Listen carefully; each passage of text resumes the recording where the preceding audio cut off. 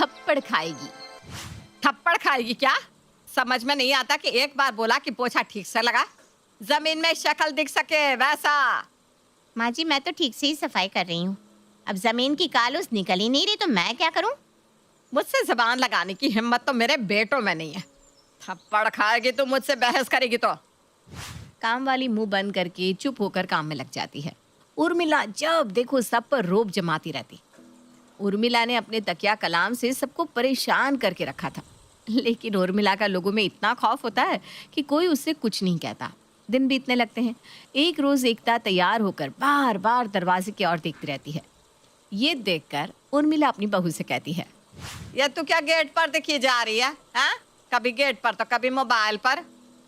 Mummy जी, वो मैं उमेश का इंतजार कर रही हूँ, हम लोग मूवी जाने वाले हैं ना।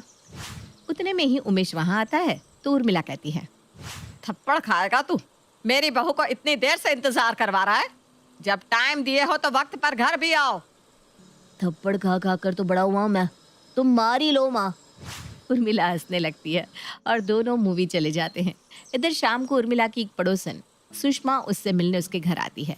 सुषमा को देखते ही उर्मिला कहती है, आज मेरी याद आई तुझे। क्यों आई तू आज? है? थप्पड़ खाएगी क्या? जैसी आई है वैसे ही चली जा। बहुत दिन हो गए तुझसे मिले तो मैं तुझसे मिलने आ गई। कब तक तू मुझसे मुंह फुला कर रखेगी? थप्पड़ खाएगी क्या तू? है? मेरी पक्की सहेली बोलती है ना खुद को, तो मुझे मनाने क्यों नहीं आई? अरे अब आ गई हूँ ना, अब तो मान जा। सुषमा और उर्मिला गले मिलती है और साथ में चाय पकोड़े खाती हैं। फिर उर्मिला कहती है, अरे सुषमा, मैं ना विक्की की शादी करना चाह रही हूँ, लेकिन विक्की के लिए कोई ढंग की लड़की नहीं मिल रही। तू ही कोई लड़की मेरे विक्की के लिए देख कर बता ना। तू सुन रही है क्या मेरी बात? थप्पड़ खाएगी? हाँ, मेरी बातों का बुरा मत मानना उर्मिला। तेरे घर में कौन अपनी बेटी देगा? कैसे देगा? जिस तरह से तू सब पर रोब दिखाती है, हर बात में कहती है थप्पड़ खाएगी थप्पड़ खाएगी, कौन ही तेरे घर में अपनी बेटी देगा? ये सब सुनकर सबको यही लगता है कि तू बहुत बदमाश है। मोहल्ले की औरतें इसीलिए तुझसे और तेरे परिवार से रिश्ता नहीं रखना चाहती। थप्पड़ खाएगी वो? मैं कौन सा उनसे रिश्ता रखने के लिए मरी जा रही हूँ? मत रखे रिश्ता, मुझे भी नहीं रखना उनसे रिश्ता। अरे शांत शांत मेरी माँ, मैं तुझसे ये कहना चाह रही हूँ कि तू अपनी ये आदत ना छोड़ दे। मुझे पता है तू अच्छी है, लेकिन सबको तो नहीं पता ना। बाकी अपने मोहल्ले वाले कम थोड़ी ना है भड़काने में। जो रिश्ता लेके आएगा उसके कान भर देंगे। ये कौन सी बात हुई? मैं ये नहीं छोड़ सकती। तब तो फिर हो गया। ठीक है, मैं अपने तरीके से कोशिश करती हूँ। इधर विक्की के लिए सब लड़के ढूंढने में परेशान रहते हैं। उधर अंकिता के घर वाले उसके लिए लड़का ढूंढने में लगे रहते हैं। एक रोज अमर सुलोचना से कहता है, तुम्हारी बेटी के कारण कहीं भी उसका रिश्ता होना मुश्किल है। मैं बोल बोल कर थक गया कि उसकी आदत छुड़वा दो वरना मुश्किल होगी, लेकिन तुम कहाँ मानने वाली हो। बेटी को और सिर पर चढ़ाओ। आप तो मुझे ही कहते हैं, मैं क्या करूँ? अब क्या इतनी बड़ी बेटी को मारूँ? इतने में ही अंकिता अपने कॉलेज से आती है और सुलोचना की बात सुनकर कहती है, तो मार ना, कौन सा मार खाकर भी मेरी आदत छूट जाएगी? हाँ? सुलोचना अपना माथा पकड़ लेती है और चिल्लाते हुए कहती है, सुधर जा वरना जिंदगी भर कंवारी घर पर बैठी रहेगी। अंकिता मुस्कुराकर चली जाती है। इधर विक्की अपनी शादी ना हो पाने के कारण परेशान हो जाता है। एक रोज उसके स्कूल में रीयूनियन का फंक्शन होता है और वो कॉलेज जाता है, जहां उसकी मुलाकात उसकी जूनियर अंकिता से होती है, जिससे पहली मुलाकात में वो दिल दे बैठता है। अंकिता, तुम बहुत खूबसूरत हो। पहली नजर में मैं तो अपना दिल हार गया हूँ। अंकिता को भी विक्की पसंद आ जाता है और वो सोचती है कि अगर उसने कुछ कहा और उसके मुंह से उसका तकिया कलाम निकल गया तो विक्की भी उसके हाथ से निकल जाएगा। इसलिए वो सिर्फ मुस्कुरा कर चली जाती है। कुछ तो कहो, मेरी धड़कन रुकी जा रही है। विक्की पूरी पार्टी भर अंकिता के आगे पीछे घूमता रहता है। तभी अंकिता की लड़ाई एक लड़की से हो जाती है और वो बोल पड़ती है, तो मार ना, हाथ तोड़कर हाथ में रख दूंगी। मुझे कोई छू सके ऐसा कोई पैदा ही नहीं हुआ। तू तो गई, तूने मुझे छेड़ा है ना, तुझे मैं नहीं छोड़ूंगी। अरे तो मार ना, मार तो। अंकिता और उस लड़की में बहुत लड़ाई होती है और अंकिता हर दूसरी बात पर तो मार ना कहती रहती है। विक्की को लगता है कि अंकिता ये सब गुस्से में कह रही है, इसलिए वो इस बात पर ज्यादा ध्यान नहीं देता। कॉलेज से घर जाने के बाद विक्की बस अंकिता के ख्यालों में खोया रहता है और उसका नंबर जुगाड़ कर उसे मैसेज करता है। मैं तुमसे शादी करना चाहता हूँ। तुम्हारे घर वाले इस रिश्ते को नहीं अपनाएंगे तो हम भागकर शादी कर लेते हैं। मुझे डर है कहीं वो तुम्हें मार ना दे। अरे तो मारे ना, मैं भी देखती हूँ। अरे तुम बस भाग चलो ना मेरे साथ। अरे तो मारे ना, मैं तो यही हूँ, मुझे तुम्हारे साथ भागने में कोई ऐतराज नहीं है। विक्की भागकर अंकिता से शादी कर उसे अपने घर ले आता है। विक्की को लड़की के साथ देखकर उर्मिला के घर में खुशी की लहर दौड़ पड़ती है। एकता कहती है, बड़ी मुश्किल से देवरानी का मुंह देखने को नसीब हुआ है। देवरानी जी, ये कलश गिराकर घर में आ जाओ। थप्पड़ खाएगी, पहले बहू की आरती कर। एकता नई बहू की आरती करती है। अंकिता घर में आती है और सबके पैर छूती है। सबसे पहले वो एकता के पैर छूती है। ये देखकर उर्मिला को गुस्सा आ जाता है। थप्पड़ खाएगी, मेरे पैर छूने होंगे पहले, मैं तुम्हारी सास हूँ। तो मारना, मुझे कौन सा पता होगा कि किसके पैर कब छूने। सब हंसने लगते हैं और सुषमा कहती है, लगता है बहू बहुत मजाकिया है। अंकिता की बात को सब मजाक में ले लेते हैं। अगले दिन अंकिता की पहली रसोई होती है। अंकिता सुबह नहा धोकर तैयार होकर रसोई में चली जाती है। अंकिता, अच्छे से खाना बना लेना, आज तुम्हारा खाना खाकर सब खुश हो जाएंगे। जी भाभी। अंकिता खाना बनाकर सबसे पहले एकता को परोसती है, फिर सबको देती है। ये देखकर उर्मिला अपनी आंखें लाल करके कहती है, थप्पड़ खाएगी, सास सबसे पहले होती है ना ससुराल में। अरे तो मारो ना, भूल गई मैं कि आप मेरी सास हो। आप तो मुझे अपनी जेठानी जी जितनी यंग दिखती हो, तो मैं कंफ्यूज हो जाती हूँ कि सास कौन है और कौन जेठानी है। थप्पड़ खाएगी बहू, तू भी ना कुछ भी बोल रही है, इतनी भी यंग नहीं दिखती मैं। तुम मारिए ना सासू माँ, एक भी झूठ कहा हो तो। हाँ। सब हंसने लगते हैं। अब खाना भी खाया जाए। मम्मी तो आज खुश हो गई, इतनी तारीफ जो हो गई है। इतनी जवान दिख रही है कि बहुएं भी उनके सामने फेल है। थप्पड़ खाएगा तू। सब खाना खाकर अंकिता के खाने की तारीफ करते हैं। अंकिता खाना तो बहुत मस्त बना है। देवर जी, अब तक कहाँ छुपा रखा था मेरी देवरानी को? अब तो मिल गई है ना। अब दोनों देवरानी जेठानी खाने के साथ साथ रील्स भी बनाना। ये सही कहा, हमारे घर की बहुओं के जलवे भी तो लोगों को पता चले। थप्पड़ खाओगे, जब देखो बेकार की बातें करते रहते हो। आज शाम को अंकिता की मुंह दिखाई है। मोहल्ले की औरतों को भी पता चलना चाहिए कि मेरी बहुएं कितनी सुंदर है। उन लोगों के मुंह पर मुझे थप्पड़ मारना है। अंकिता, तू शाम में तैयार हो जाना। उर्मिला सुषमा को फोन करके अपने घर बुला लेती है। आज तो पूरे मोहल्ले में आग लगी पड़ी है तेरे घर में बहू को देखकर। शाम में सबके मुंह देखने लायक होंगे। थप्पड़ खाएगी तू। मुंह देखने लायक नहीं होंगे, क्योंकि आने के बाद घर की सजावट और खाने देखकर उनकी आंखें फटी रह जाएगी। तब देखना कैसे चिपकेंगी ये औरतें मुझसे। शाम को मोहल्ले की औरतें आ जाती हैं और अंकिता भी तैयार होकर घूंघट में बैठ जाती है। औरतों की आंखें फटी की फटी रह जाती है। एक एक करके सब अंकिता की मुंह दिखाई करती है और थक कर अंकिता अपना घूंघट ऊपर कर लेती है। ये देखकर उर्मिला सबके सामने उससे कहती है, थप्पड़ खाएगी, नीचे कर घूंघट। तो मारना, इतनी घुटन हो रही है इस घूंघट में। अंकिता की बात सुनकर सब औरत मुंह दबाकर हंसने लगती हैं और आपस में बातें करने लगती हैं। बहू तो आती रंग दिखा रही है, सास को पलटकर जवाब दे रही है। बहुत गुरूर आ गया था ना उर्मिला को। हमें नीचे दिखाने बुलाया था और खुद की नाक कट गई। हमें क्या है, खाओ पियो और मजे लो दोनों सास बहू के। औरतों की बातें सुनकर उर्मिला का खून खौलने लगता है।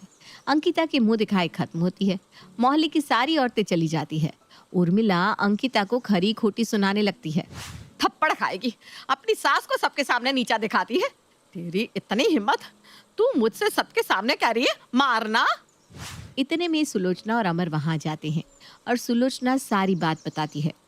समधन जी, ये ना अंकिता का तकिया कलाम है। विकी, तुमने तो अंकिता से शादी करके हमें धन्य कर दिया। उर्मिला के चेहरे पर मुस्कान आ जाती है और वो विकी से कहती है, थप्पड़ खाएगा तू, मुझे पहले क्यों नहीं बताया? अरे मुझे कौन सा पता था कि सास बहू एक जैसे निकलेगी। सब हंसने लगते हैं। तब उमेश और एकता बोल पड़ते हैं, तो मारना, तो मारना। मीरा ऑफिस के साथ साथ अपने घर को भी संभालती है।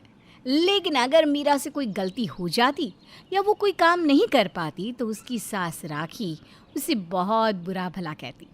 एक दिन मीरा को ऑफिस के लिए देर हो रही है तो उसने खाना नहीं बनाया। तभी उसकी सास ने उससे कहा, बहू तो बन ठन के ऑफिस के लिए तैयार तो हो गई, मगर यह बता कि आज का खाना कौन बनाएगा? माँ जी मुझे पहले ही ऑफिस के लिए देर हो गई है। अगर मैं खाना बनाने में लग गई ना तो मुझे और देर हो जाएगी। ठीक है, जा तू ऑफिस। रोज की तरह आज भी मैं बाहर से ही खाना मंगवा लूंगी।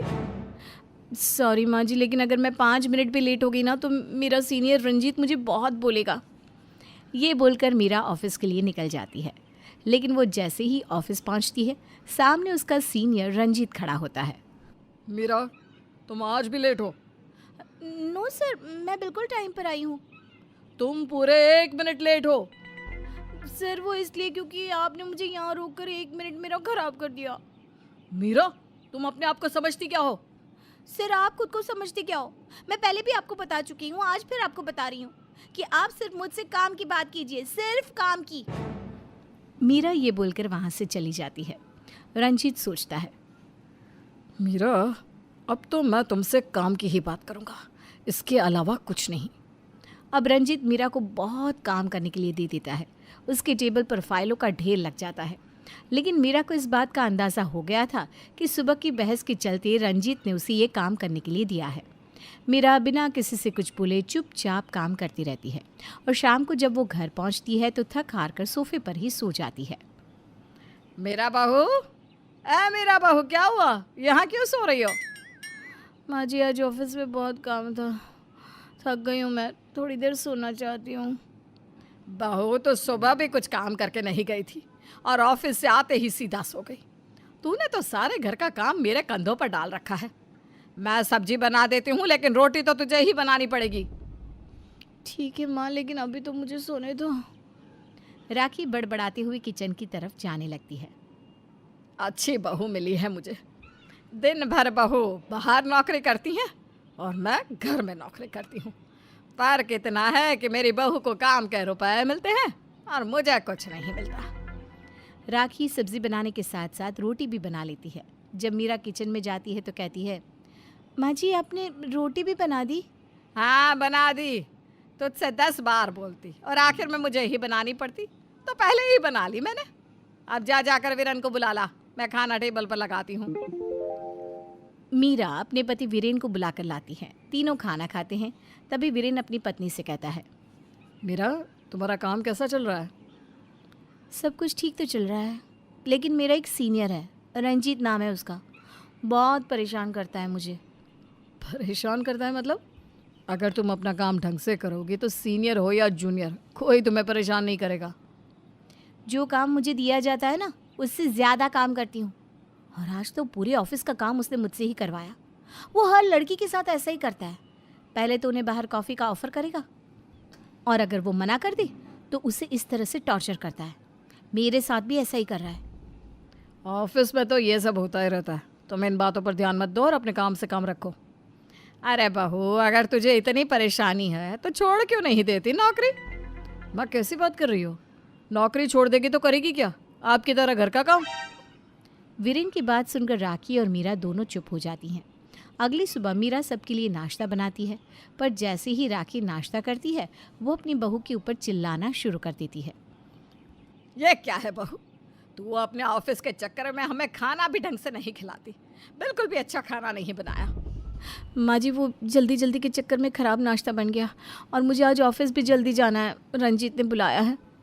थोड़ी देर बाद मीरा ऑफिस चली जाती है और शाम को जब वो घर आती है तो उसका चेहरा उतरा हुआ था, आंखें लाल। अपनी बहू की ऐसी हालत देखकर राखी पूछने लगती है, बहू क्या हुआ? इतनी परेशान क्यों लग रही है? सब ठीक तो है ना? हाँ माँ, सब ठीक है। तेरी आंखें तो तेरे शब्दों का साथ नहीं देते। रुक, मैं अभी वीरेन को बुलाती हूँ। राखी वीरेन को बुलाती है। दोनों मिलकर मीरा से उसके रोने का कारण पूछते हैं। माँ जी आज मेरे सीनियर रंजीत ने पूरे स्टाफ के सामने मेरी बहुत इंसल्ट की है। अरे ऐसे कैसे इंसल्ट की है? तुमने ज़रूर कोई गलती की होगी, अपना काम तरीके से नहीं किया होगा। वीरेन, शर्म कर ला कुछ। मैंने तुझे इसलिए नहीं बुलाया कि तू अपनी बीवी की गलती निकाले, बल्कि इसलिए बुलाया है कि ये मुझे तो कुछ बता नहीं रही, शायद तुझे कुछ बता दे। बहू, तू रोना बंद कर दे पहले और मुझे बता के बात क्या है। माँ जी, मेरा काम ऑफिस में क्लाइंट से डील करने का है, क्योंकि मैं बहुत मेहनत और ईमानदारी से करती भी हूँ। लेकिन मेरा सीनियर रंजित मुझसे स्टाफ की सैलरी बनवाता है। एक स्टाफ मेंबर की सैलरी में कुछ गड़बड़ हो गई तो उसके सामने मेरी इंसल्ट की, जबकि ये काम मेरा था भी नहीं और ये इतनी बड़ी बात भी नहीं थी जितना उसने मुझे सुनाया। अरे तुम इतनी छोटी छोटी बातों को इतना बड़ा क्यों बना देती हो? ऑफिस में तो ये सब होता ही रहता है, इसमें इतना रोने की क्या जरूरत है? बेटा, तू पागल हो गया है क्या? अपनी पत्नी को हिम्मत देने की जगह तू उसे ही डांट रहा है। आत्मसम्मान नाम की भी कोई चीज होती है बेटा, जो शायद तेरे अंदर बची ही नहीं। बहू, तो चल मेरे साथ, तेरे पति से कुछ ना होगा। राखी मीरा को अपने साथ ले जाती है। अगली सुबह नहा धोकर तैयार हो जाती है। तभी मीरा उससे पूछती है, माँ जी आप इतनी सुबह क्यों तैयार हो गई? कहीं जा रही हो क्या? हाँ, आज मैं भी ऑफिस आऊंगी। ऑफिस क्यों माँ जी? आप ऑफिस क्यों आएंगी? तेरे सीनियर रंजीत को सबक सिखाने के लिए। मीरा राखी को लेकर ऑफिस के लिए निकल गई। वो अपनी सास को पूरे स्टाफ से मिलवा ही रही थी। जब रंजीत की बारी आई तो राखी ने कहा, ये रंजीत है तुम्हारा सीनियर? जी माँ जी, यही है वो। जा रंजीत बेटा, मेरे लिए अच्छी सी चाय बना कर ला। क्या कहा आंटी जी आपने? मैं आपके लिए चाय बना कर लाऊं? मेरा तुमने बताया नहीं अपनी सास को कि मैं तुम्हारा सीनियर हूँ, कोई चाय वाला नहीं। रंजीत के बच्चे, तूने मेरी बहू का समझ क्या रखा है कि तू उससे अपने फालतू के काम कराएगा तो वो करती रहेगी? मेरी बहू को अकेला मत समझ लियो। तूने क्या समझा था कि इसके आगे पीछे कोई है नहीं, जो तेरे मन में आएगा तू वही करेगा? पहले तो तू ऑफिस की लड़कियों को बाहर कॉफ़ी पर बुलाता है और मना कर देती है, तो तूने इस तरह से परेशान करता है जैसे मेरी बहू को कर रहा है। मीरा, किस आफत को उठा लाई तुम ऑफिस में? आंटी जी मुझे माफ़ कर दो, मैं आज के बाद मीरा के साथ कभी बदतमीज़ी नहीं करूँगा। आज से नहीं बल्कि अभी से ऑफिस की सारी लड़कियाँ मेरी बहन जैसी, लेकिन आगे कुछ मत बोलिए आंटी जी, मुझे माफ़ कर दीजिए। अरे ऐसा कैसे माफ़ कर दूँ? मीरा, कहाँ है तुम्हारा बॉस? मुझे अभी उनसे मिलना है। राखी मीरा के बॉस से मिलकर रंजीत की शिकायत कर देती है। बॉस रंजीत को नौकरी से निकाल देता है। उसके बाद राखी मीरा को लेकर घर आती है और अपने बेटे वीरेन को चूड़ियाँ देते हुए कहती है, ये ले बेटा, पहन ले। ये क्या कर रही हो माँ? दिमाग ठीक तो है आपका? मेरा दिमाग तो ठीक है, लेकिन शायद तेरा दिमाग ठिकाने पर नहीं है। तभी तो अपनी पत्नी की कोई तकलीफ तुझे दिखाई नहीं देती। जब तूने मीरा से शादी की थी तब तूने इसे वचन दिया था कि इसका सुख दुख तेरा है। लेकिन तुझे तो मीरा के दुख की कोई परवाह नहीं। जो काम आज मैंने किया है असल में वो तुझे करना चाहिए था। इस तरह राखी ने अपने बेटे को खूब सुनाया।